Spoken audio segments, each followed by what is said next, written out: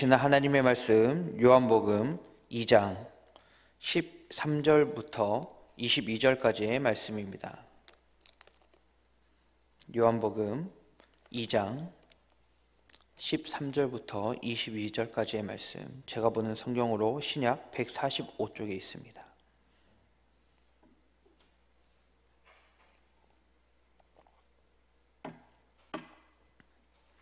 다 찾으셨으면 한 목소리로 같이 읽도록 하겠습니다. 유대인의 유월절이 가까운지라 예수께서 예루살렘으로 올라가셨더니 성전 안에서 소와 양과 비둘기 파는 사람들과 돈 바꾸는 사람들이 앉아 있는 것을 보시고 노끈으로 채찍을 만드사 양이나 소를 다 성전에서 내쫓으시고 돈 바꾸는 사람들의 돈을 쏟으시며 상을 엎으시고 비둘기 파는 사람들에게 이르시되 이것을 여기서 가져가라. 내 아버지의 집으로 장사하는 집을 만들지 말라 하시니 제자들이 성경 말씀에 주의 전을 사모하는 열심히 나를 삼키리라 한 것을 기억하더라. 이에 유대인들이 대답하여 예수께 말하기를 내가 이런 일을 행하니 무슨 표적을 우리에게 보이겠느냐. 예수께서 대답하여 이르시되 너희가 이 성전을 헐라. 내가 사흘 동안에 일으키리라. 유대인들이 이르되 이 성전은 46년 동안의 지었건을 네가 3일 동안에 일으키겠느냐 하더라. 그러나 예수는 성전된 자기 육체를 가리켜 말씀하신 것이라. 죽은 자 가운데서 살아나신 후에야 제자들이 이 말씀하신 것을 기억하고 성경과 예수께서 하신 말씀을 믿었더라. 아멘. 오늘 말씀은 유월절이 가까워지자 예수님께서 예루살렘으로 올라가시고 또 그 예루살렘 성전에서 일어난 사건을 기록하고 있습니다. 유월절은 유대인들에게 있어서 가장 큰 절기 중에 하나죠. 최대의 명절이라고 할 수 있습니다. 우리가 유월절을 다 아시겠지만 그래도 한 번 더 살펴보고 가면 히브리어로는 페사흐라고 합니다. 페사흐. 그리고 그리스어로 파스카라고 하고요. 영어로는 패스오버, 그리고 한문으로 유월절 이렇게 우리가 하죠. 이 뜻이 다 넘어가다 이런 의미입니다. 넘어가다, 뛰어넘다. 그래서 우리나라 말로 굳이 하자면 넘어가는 절기 이렇게 생각을 할 수 있겠죠.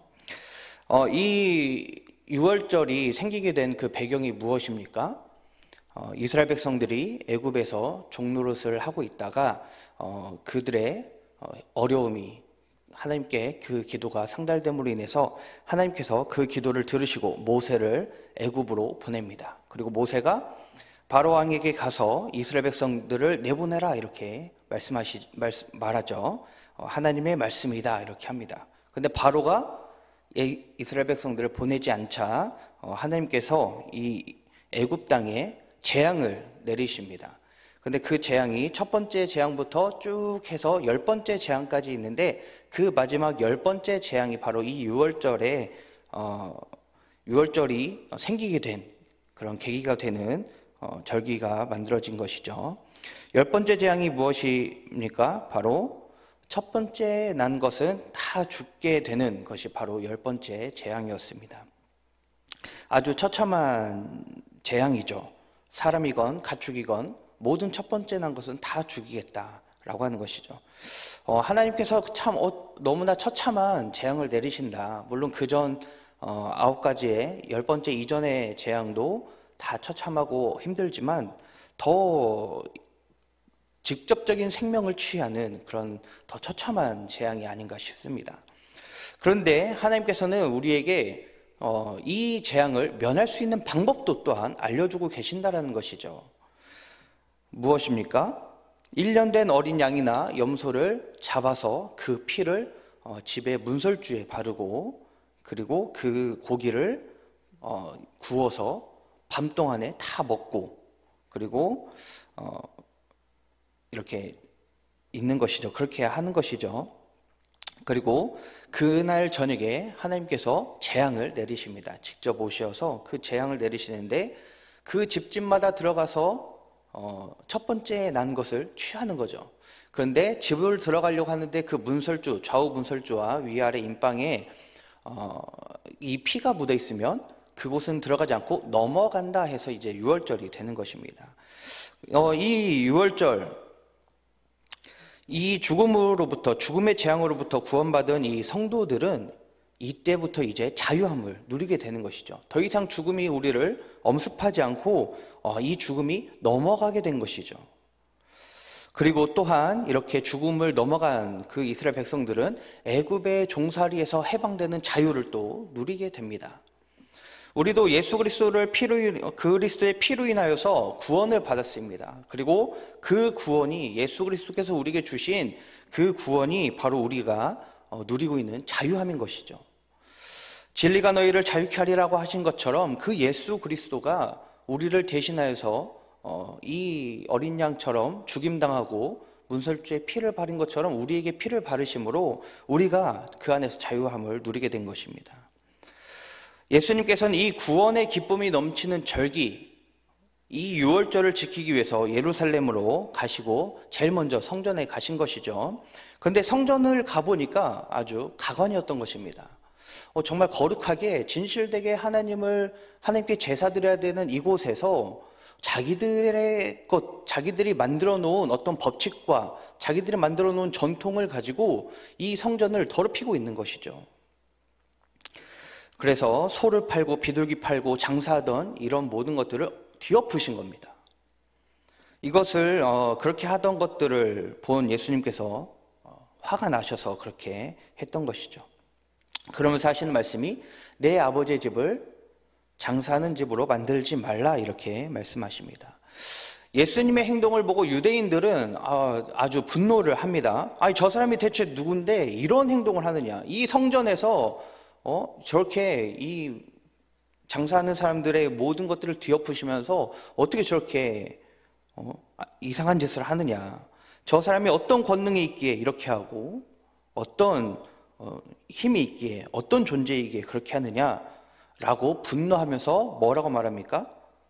네가 이렇게 할 수 있는 이렇게 한 행동에 대한 합당한 증거를 대봐라 이렇게 이야기하는 것이죠. 오늘 말씀에서 예수님께서 그렇게 질문하는 유대인들 이 제사장들에게 어떻게 말씀하십니까? 오늘 말씀에서는 이 성전을 헐라 이렇게 이야기를 하십니다. 이렇게 성전을 헐라 무너뜨리라 파괴하라 이렇게 이야기하고 그 다음에 뭐라고 말씀하시죠? 내가 사흘 안에 일으키겠다 이렇게 말씀하십니다. 참 말이 안 되는 것이죠. 사실 이 모든 우리가 지금 이렇게 교회가 있지만 이것을 헐어버리고 중장비를 통해서 막 헐어버리고 이것을 다시 3일 안에 짓겠다는 것 이거 자체가 말이 안 되는 것입니다. 몇 년을 통해서 이렇게 열심히 지었는데 허무는 것도 힘들 뿐더러 그것을 다시 며칠 안에 지을 수는 없는 것이죠. 그런데 예수님은 그렇게 말씀을 하시는 겁니다. 아마 유대인들이 보기에는 정신 나간 사람으로 보였을 거예요. 그러나 이 이야기를 기록하고 있는 요한은 뭐라고 이야기를 하냐면 마지막에 이 사건에 대해서 해설을 마지막에 하죠. 그 말이 예수님이 하신 말이 실질적으로 이 건물, 이 성전 그 눈에 보이는 성전을 부시고 짓고 이런 의미가 아니라 그 몸된 성전, 자기의 몸이 성전되었다라는 것을 이야기하는 것이다 라고 밝히고 있습니다. 그리고 이 말을 제자들도 이때는 알지 못합니다. 여전히 예수님이 왜 저러시지? 라고 생각할 뿐이겠죠. 그러나 예수님이 죽으시고 부활하신 다음에 그제서야 예수님이 하신 이 행동을 이해했다라고 오늘 말씀이 기록하고 있는 것이죠. 오늘의 이 내용 가운데 참 많은 내용들이 숨어 있지만 그래도 초점을 맞춰서 보자면 저는 오늘 이 성전을 헐라라고 하는 부분을 초점을 두길 바랍니다.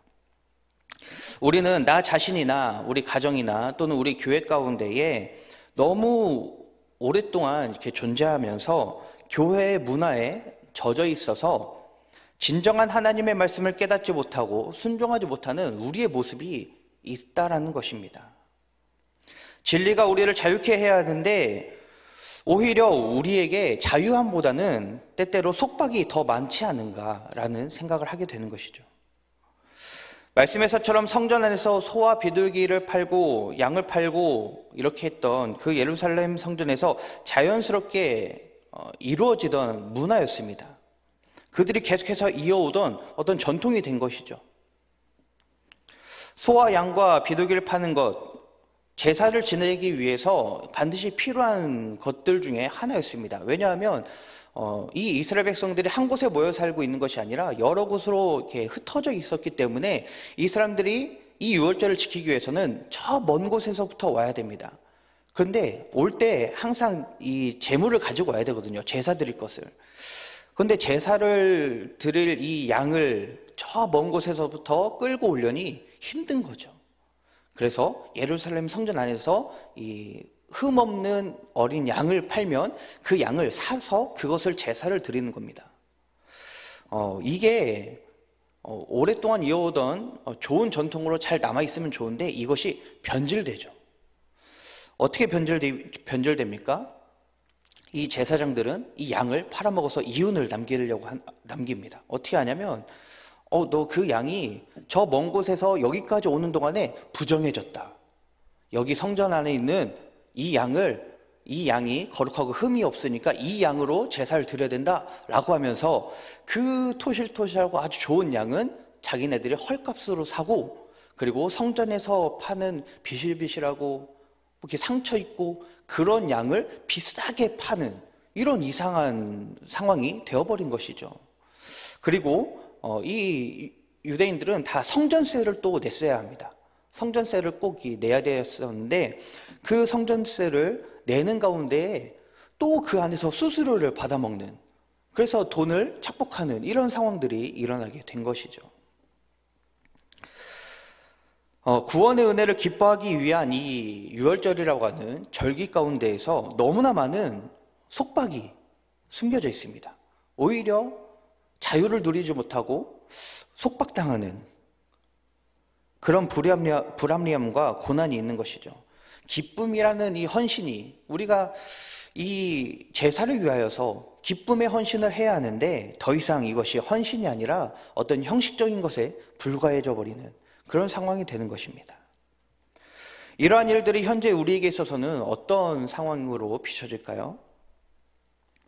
우리는 하나님의 말씀보다 때때로 교회가 계속해서 이어오던 어떤 전통에 목맬 때가 있습니다. 전통 좋습니다. 좋은 전통은 계속해서 이어가면 좋습니다. 변질되지 않고 간다면 너무나 좋은 것이죠. 하지만 때때로 그 전통이 변질되거나 때때로 그 전통이 하나님의 말씀보다 위에 서게 된다면 그것은 더 이상 우리를 자유케 하는 전통이 아니라 우리를 속박하는 전통이 되는 것입니다. 제가 예전에 고등부를 맡았을 때 이런 일이 있었는데요. 고등부 교사를 이렇게 하기도 하고 또 맡아서 이렇게 할 때마다 항상 하는 게 이제 초청잔치 같은 걸 했습니다. 우리도 초청잔치를 많이 하고 있는데 그 취지가 얼마나 좋습니까? 이 안 믿는 친구들에게 초청해서 우리 교회에서 잔치를 벌이고 함께 이제 예수님을 증거하는 그런 시간을 갖는 거 아닙니까?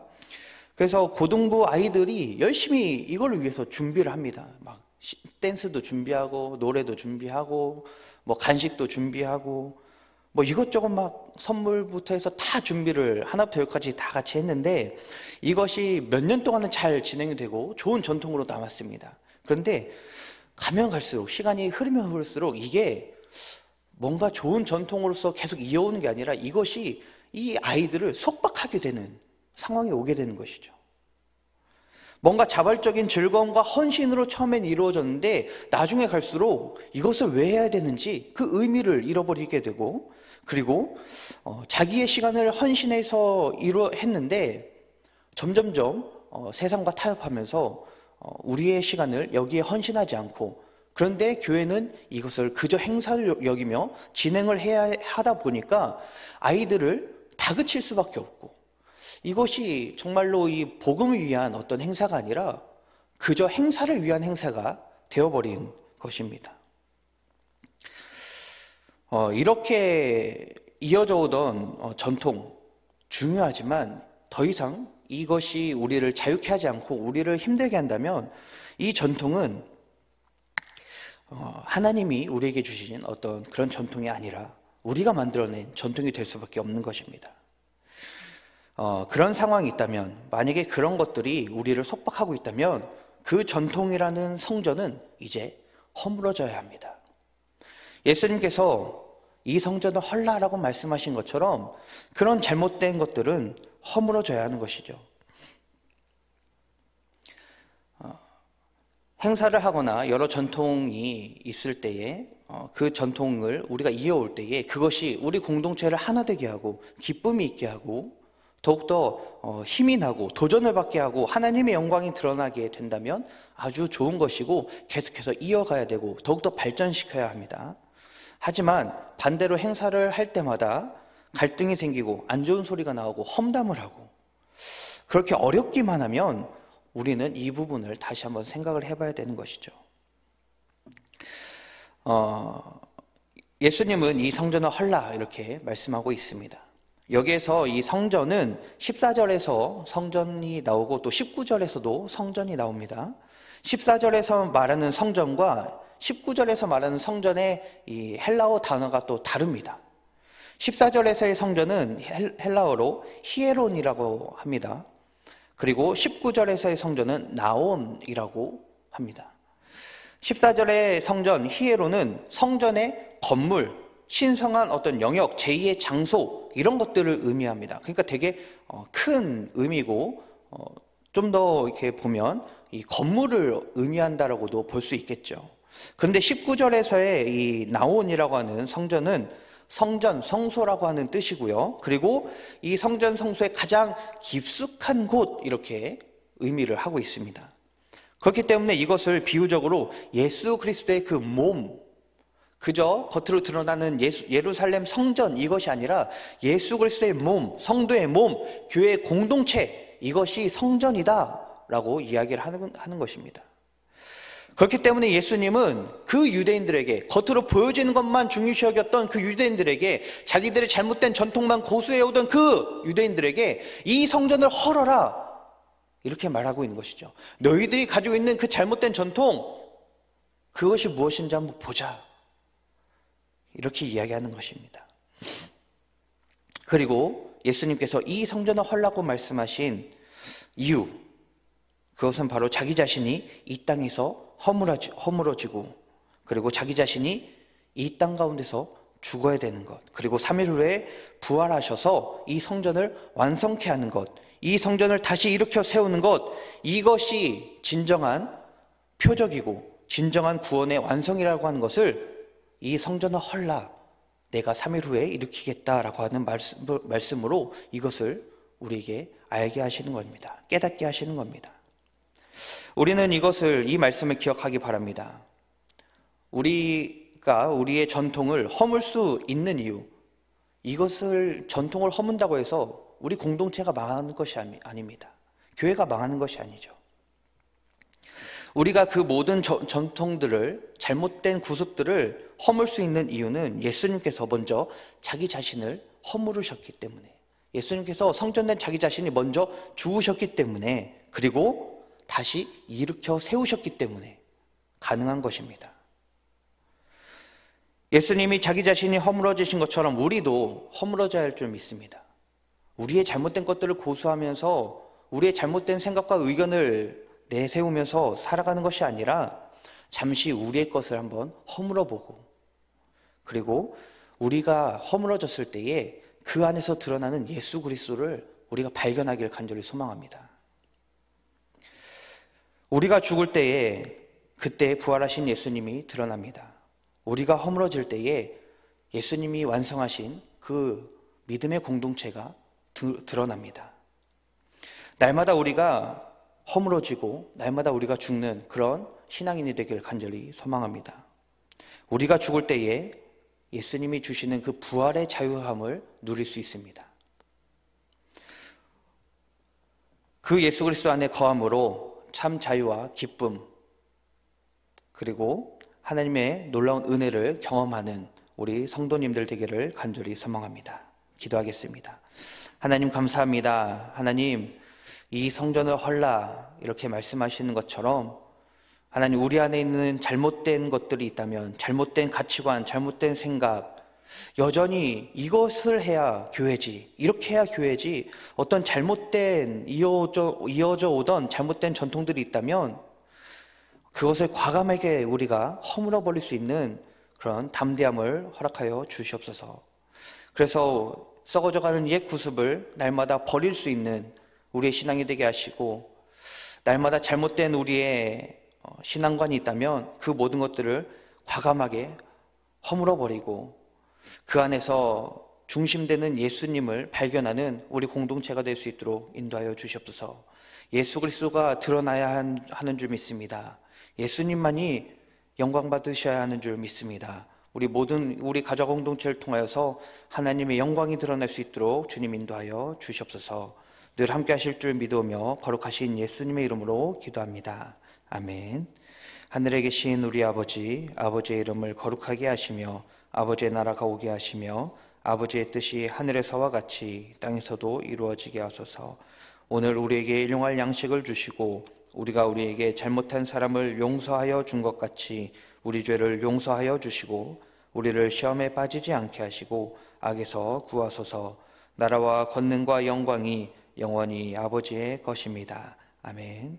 이 시간 우리 조용히 묵상하면서 기도하면서 나아가도록 하겠습니다.